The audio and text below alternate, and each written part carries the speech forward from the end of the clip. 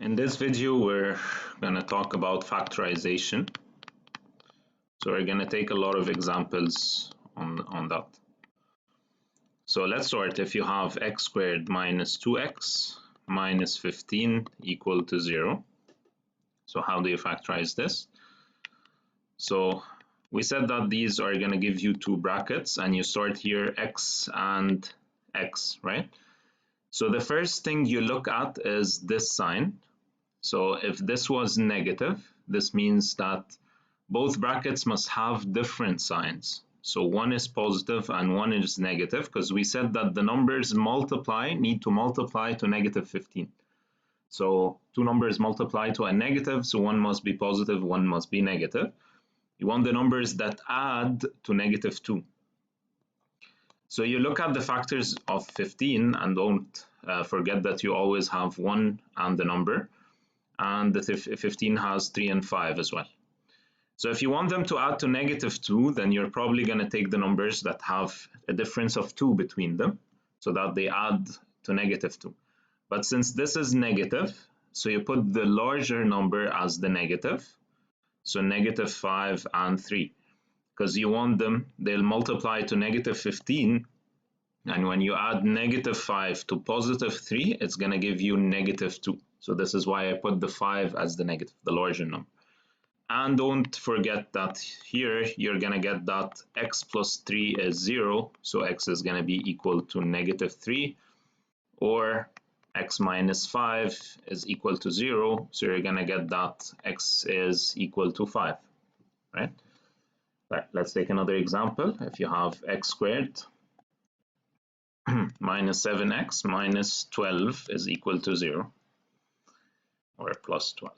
So if you want to factorize this, so first I start by looking at this sign. If this is positive, this means that both brackets have the same sign, because two negatives multiplied by each other or two positives multiplied by each other will give you a positive. So if the numbers multiply to a positive number, they must have the same sign.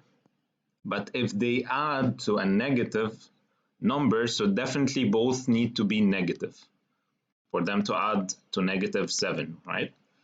So again, if I think of the 12 as 1 times 12, 2 times 6, and 3 times 4, so if I want them to add to negative 7, and they both have the same sign, so I'm looking for two numbers that add to 7. So in this case, it's going to be the 3 and the 4, because negative 3 plus negative 4 is going to give you negative 7. Okay. Notice here in this example, when we had different signs, we want, when we multiply the numbers, to have a difference of negative 2, right? But here, since they both have the same sign, so I want them to add to the sign in the middle. So here you're going to get x minus 3 is equal to 0, so x is equal to 3, or x minus 4 is equal to 0, so x is going to be 4. Okay, let's take one more example. If you have x squared plus 8x, again, let's try the 12 again. So here, if this is positive, this means that both have the same sign, and also if they add up to a positive number, then both must be positives. So these are your bracket. Now you want two numbers that multiply to 12 and add to 8. So by looking at the factors of 12s, if the two numbers you want them to add to 8, so this time you're going to choose the 2 and the 6 as your factors of 12. So you want them to multiply to 6 and add up to 8, which is the term in the middle.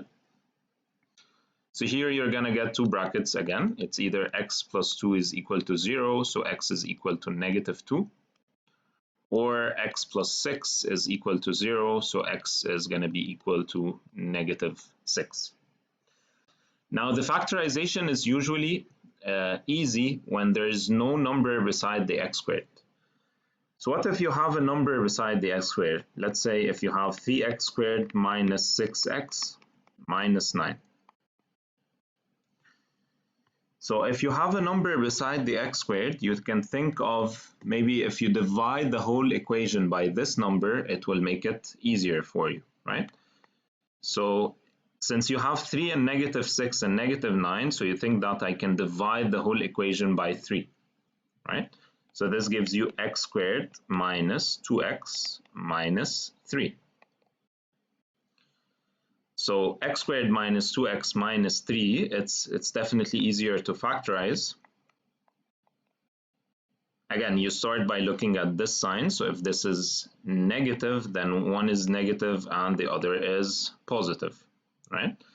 So two numbers that multiply to 3 and add to -2, the 3 only has the 3 and the 1. But since this is a negative, so I'll definitely put the bigger number as the negative and the smaller number as the positive. And you're going to get that either x is equal to 3 or x equal -1. So if the whole equation is divisible by the number, then maybe you can do that, right?